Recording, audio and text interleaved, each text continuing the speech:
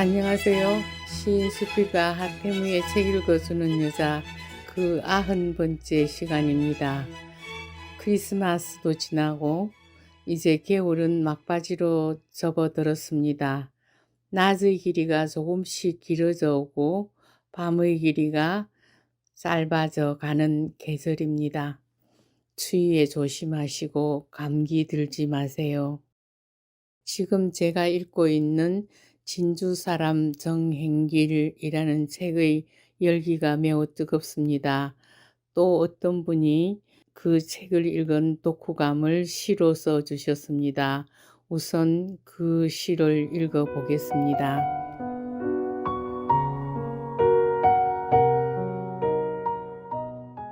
길을 낸 그 사람 삶을 따라 박숙완. 아무도 가지 않는 땅, 전국 새마을 분유회장으로 자신의 이야기를 심으며 전국 방방곡곡 길을 내었다.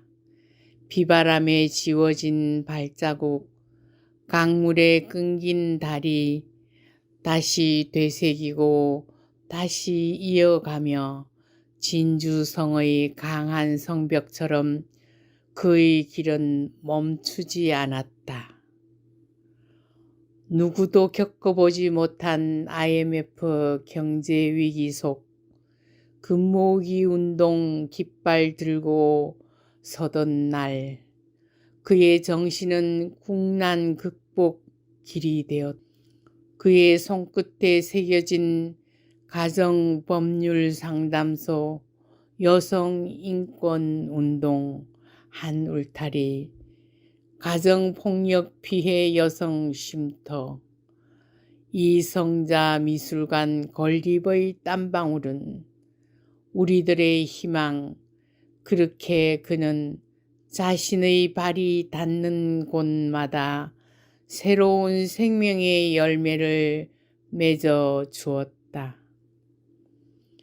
전국 방방곡곡 골목마다 새겨진 삶의 깊고 낮은 음표들, 한 번쯤 흘러간 그의 노래 정행길, 그가 남긴 사회, 교육, 예술 발자취, 그 길 위에 낡은 남은 사람들, 남강 물결이 그를 기억하고 남강은 오늘도 속삭인다. 진주 사람 가슴 속에 영원히 남아 꺼지지 않는 희망의 등불이 되리라.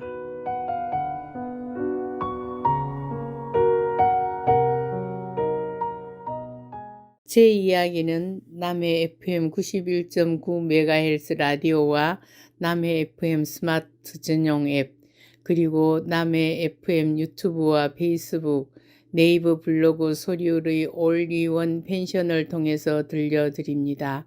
남해 방송국에서는 매주 금요일 저녁 8시부터 30분간 진행됩니다. 재방송은 매주 일요일 저녁 9시와 화요일 오후 5시 일주일 3차례 진행되고 있습니다.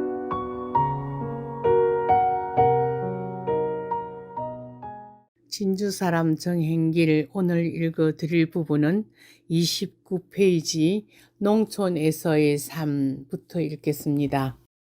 시집간 지 몇 년 후 어느 날 시아버지께서 부르셨다. 진주아야, 의논 좀 하자. 지금 양조장에 일하는 사람을 내보내야 하겠는데 네가 양조장을 맡아서 운영을 좀 해야겠다. 젊은 여성이 바깥 일을 하던 시절이 아니었는데도 일찍 개명하신 시아버님은 달랐다.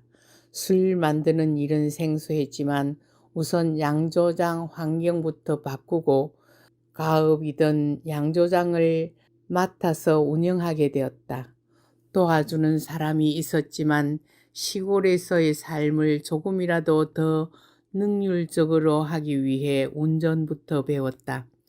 양조장에 주문이 밀려서 배달을 다 못할 때면 그녀는 3륜차에 막걸리 통을 싣고 논두렁에 나갔다. 일하던 농부들이 "아이쿠 진주떼기 우리 때문에 이 멀리까지 배달 왔다." 며 손뼉을 치면서 고마워했다.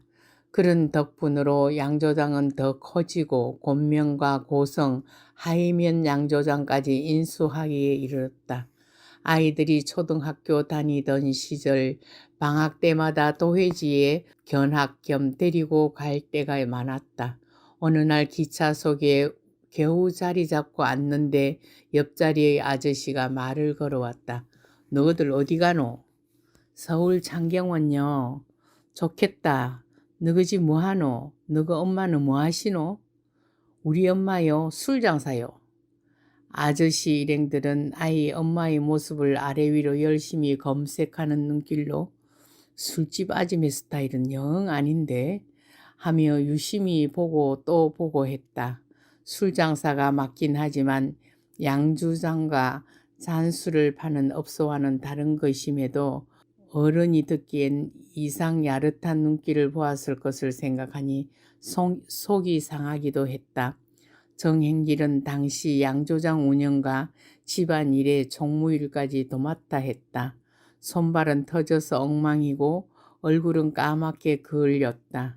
진주집의 형제들 모임에 가면 언니는 "촌에 가면 안 된다고 내가 말 안 하더나 꼴 좋다."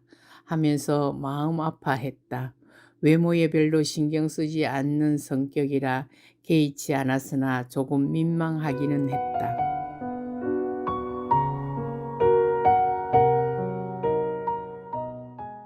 학교 어머니 회장. 아이들이 초등학교 들어갔을 즈음에 동네 학부형들이 양조장을 찾아왔다. "이제 아이들이 입학했으니 우리 학교 어머니 회장을 맡아주세요." "제가요? 주연이가 이제 3학년이니까 맡아도 되지요. 오늘 회의에서 우리 모두 그렇게 정했어요." 어머니회 회의에도 안 나갔는데 그녀에게 의사를 묻지도 않고 회장으로 정해버린 것이다. 거절할 명분도 없어 어머니회에 나갔다. 한 학급 60명 아이의 어머니 중 4, 5명뿐이었다. 빈자리가 많았지만 맡은 일이니 외면할 수도 없고 회비를 거둘 형편들도 아니었다. 우선 진주 시내 학생들이 보는 시험지를 사들여 전교생에게 나누어 주는 일부터 시작했다. 그때의 곤양면 지역사회 교육 환경은 참으로 형편없었다. 조금 경제 사정이 나은 가정은 아이가 고학년이 되기 전 3, 4학년 때면 진주로 전학을 시켰다. 그러니까 남아있는 아이들은 가정 형편이 어렵거나 자녀에 대한 관심이 없거나 두 가지였다. 어느 날 어머니회에서 어느 분이 그녀에게 물었다. "회장님 아이들도 전학시킬 거지요?" "아니요. 난 전학은 안 시켜요. 중학교까지 여기서 다니게 할 겁니다." "에이, 거짓말." "정말입니다. 두고 보세요. 아이들은 엄마가 키워야 하고 어릴 때 떼어놓는 건 좋지 않다고 생각하기 때문에 전학 안 시킬 겁니다." 사람들은 믿지 않았다. 그도 그럴 것이 조금이라도 형편이 나은 집안이면 한 집도 빠짐없이 진주나 다른 도시로 보내는 추세였으니까.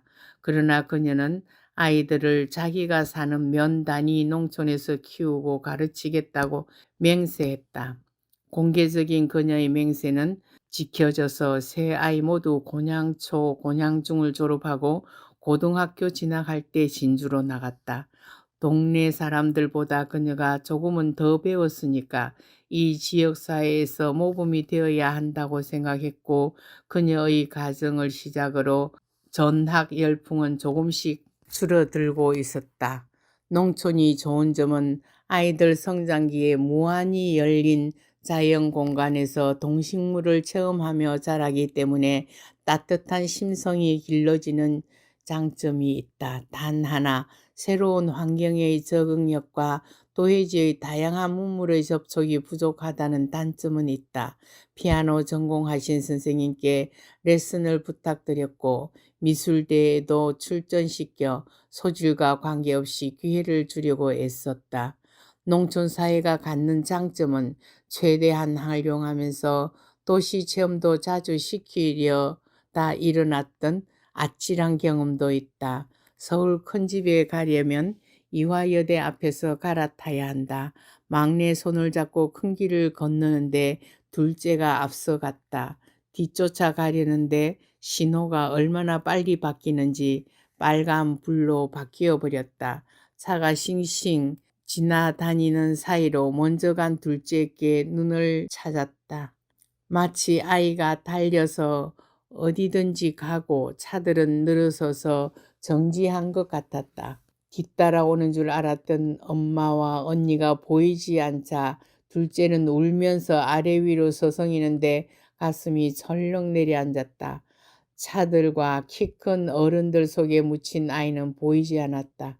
건널목에 그대로 있어야 하는데 사태를 봐간 그 큰딸이 주경아 주경아 가지마 소리 지르면서 따라 울고 드디어 파란불 정신없이 뛰어가서 위아래를 찾았다. 다행히 멀리까지 가진 않았다. 속절없이 잃어버린 줄 알고 얼마나 놀랐던지 그때 생각만 하면 지금도 가슴이 서늘하다고 말한다.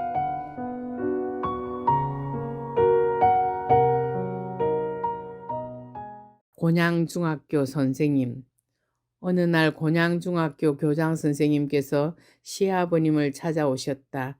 그녀의 집에는 어르신 하면서 찾아오거나 인사 오는 분들이 많아서 그러려니 했는데 그날은 이 집 며느리 때문에 왔다고 했다. 나중에 아버님께서 하시는 말씀이 아직 아이도 어리고 하지만 여기 곤양중학교 가사와 국어를 네가 좀 와서 가르쳐 달란다. 힘들어도 도와줘야 안 되겠나? 하셨다. 야학에서 가르친 적도 있었고 좋은 경험이다 싶어 그녀는 기쁜 마음으로 중학교 선생님으로 가게 되었다. 온종일 매여 있는 것도 아니고 일주일에 몇 시간 가르치는 시간 강사였다. 그 시절에는 학교 재정이 어려워서 과목마다 선생님을 두지 못해 한 선생님이 보통 2과목 수업을 맡아 하던 때였다. 그녀는 교육계획표부터 짜고 가사는 주로 요리 실습 위주로 했다. 첫 수업이 감자 고로케였는데 먹음직스레 만들어 교무실에 몇 접시 들고 가서 선생님들과 나눠 먹던 기억이 오래도록 남는다고 한다. 국어 수업은 교과서를 기본 교재로 다루었고 가끔 시 낭송도 해주고 소설 이야기도 해주었다. 중학교 시절에 읽었던 젊은 베르테르의 슬픔과 같은 작품 소개도 해주었다.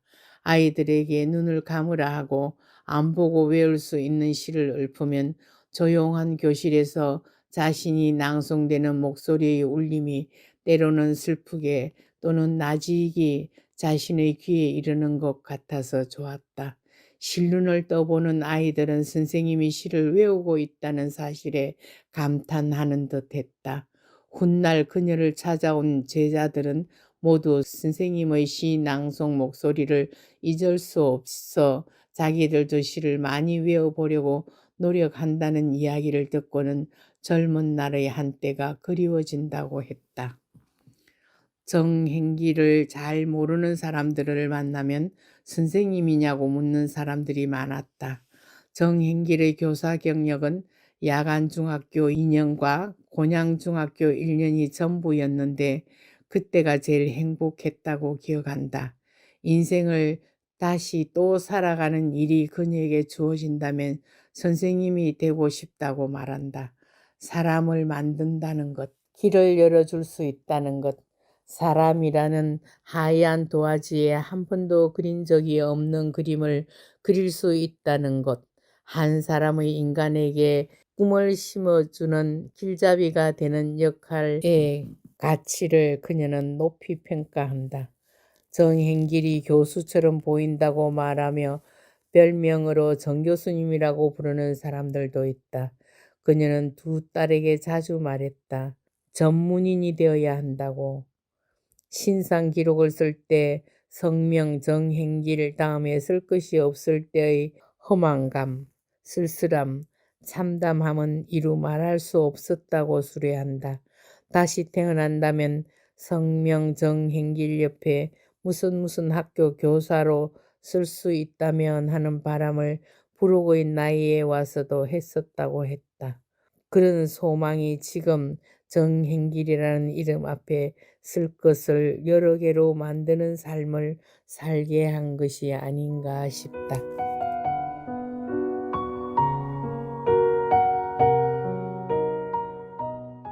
제2부 펼치다 새마을 금모기 운동. 마을 부녀회장. 새마을운동은 한때 세계 최빈국 중 하나였던 대한민국을 경제대국으로 성장하게 만드는 정신의 토대가 되었다.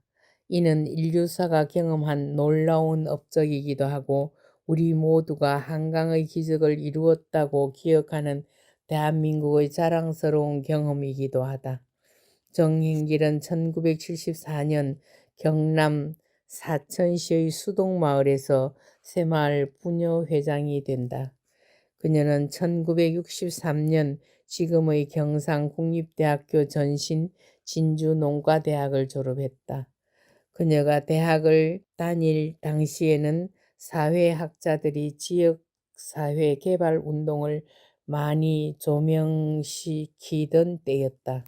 4H 활동이나 농활이라는 이름으로 농촌 활동을 해왔으니 농촌 살리기의 초창기 새마을 봉사 활동은 자연적인 수순이었을 것이다.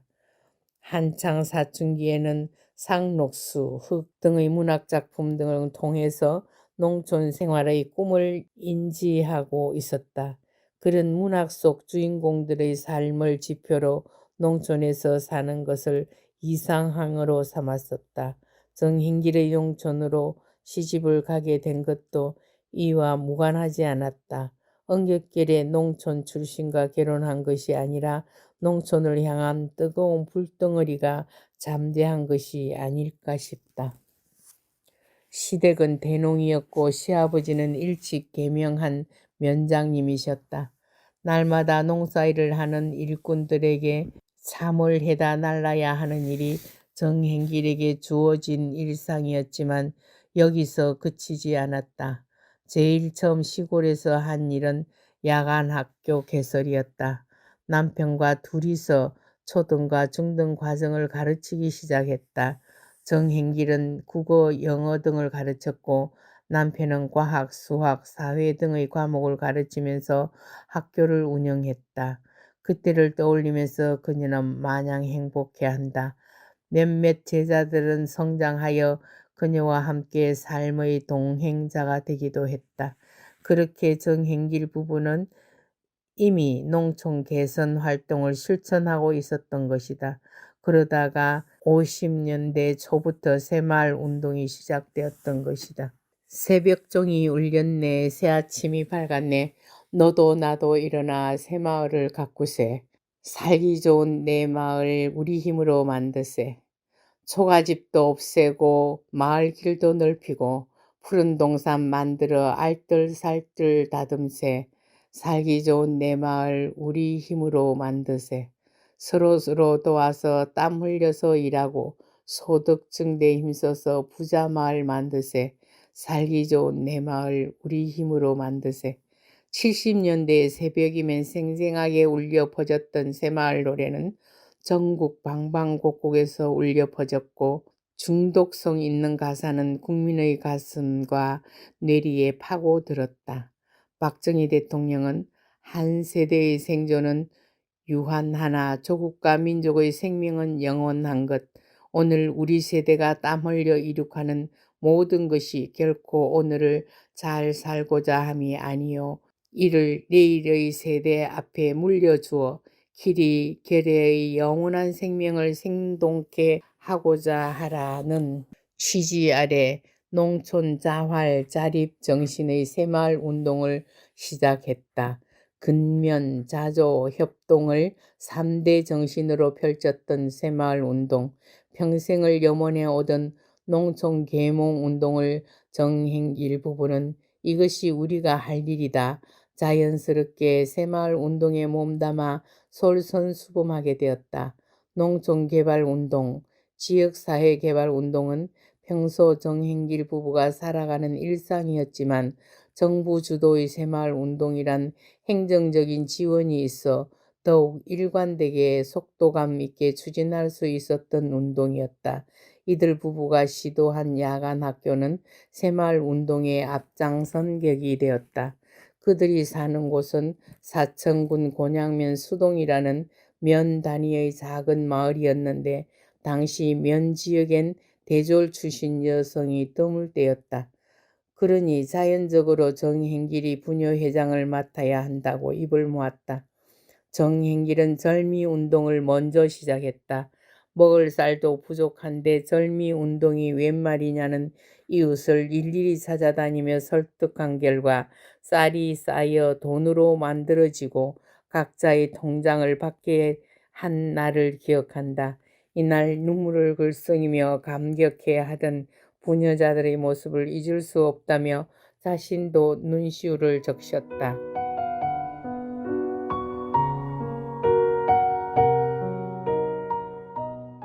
마을 회관과 마을 도서관 건립. 마을은 모이고 회의하고 발전을 모색하며 공간이 절실히 필요했다. 마을 회관을 짓기 위해 주민들은 머리에 자갈을 직접 이고 와서 도왔다. 그들이 스스로 이루어낸 회관이 완공되는 날 그들의 기쁨은 이루 말할 수 없었다. 마을 회관 다음에는 아이들이 공부할 수 있는 공부방이 필요했다. 나라의 미래를 짊어진 아이들을 위해 마음 놓고 공부할 수 있는 공간이 필요하다. 그런 생각은 바로 행동으로 옮겨졌다. 각지각처의 아는 이들에게 호소하여 헌책을 모았다. 100명을 수용할 수 있는 규모의 도서관이 운영에 들어갔다. 1980년에 만든 수동마을 도서관은 아이들에게 좋은 공부방을 만들어 주었다는 일념으로 이루어낸 쾌거였다. 그 일로 인해 새마을 훈장, 노력장까지 받게 된다. 정행길은 점점 달라지는 마을의 모습에 주민들이 자긍심을 느끼도록 하는 일이 소명처럼 여겨졌다. 마을 도서관을 만들어낸 일은 새마을의 정신운동에 관련이 있다고 말한다. 겉으로 드러나는 지붕 개량이나 마을길을 높이는 일은 물론이고 그녀는 문고 건립과 독서 운동으로 사람의 정신까지 건강하게 만드는 일에 앞장섰던 것이다. 소명감 없이는 해내기 어려운 일이 아니었을까?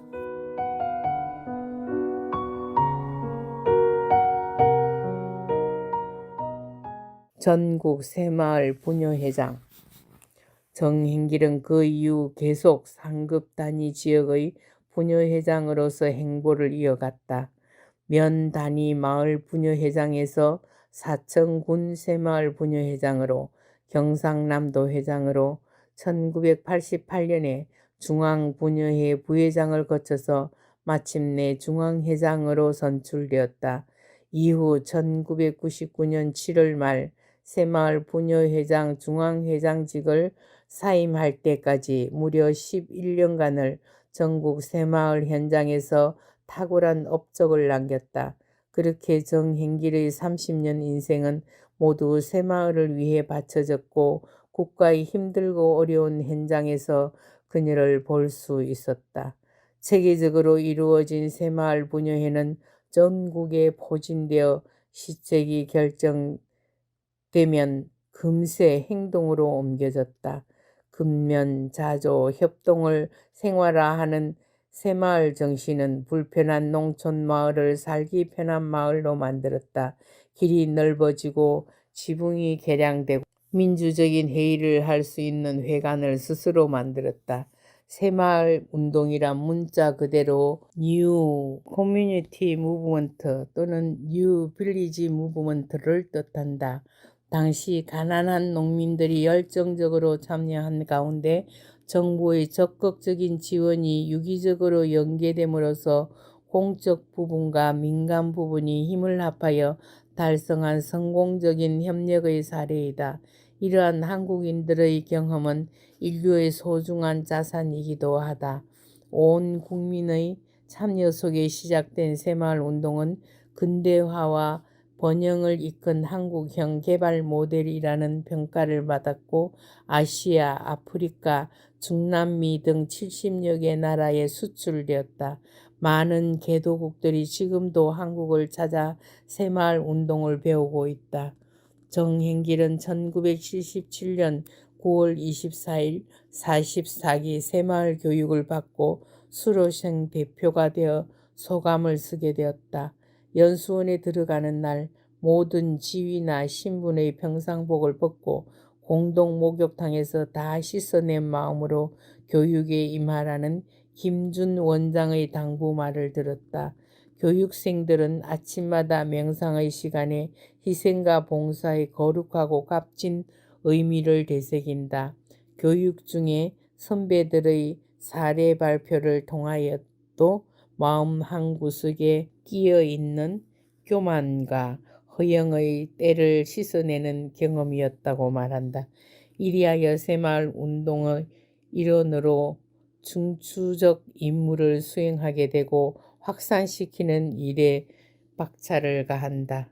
1977년 대한민국 새마을 운동 선구자라 일컬어지는 김준 연수원장을 만난 정행길은 용광로에서 달궈진 강철처럼 평생의 지표가 될 감동과 교훈을 얻었다고 한다. 성격이 강직하고 근면성실하여 탁월한 농심 철학을 지녔던 김중 원장에 의해 새마을의 씨앗들은 건강하게 싹트고 전 세계로 나아가는 계기가 되었다.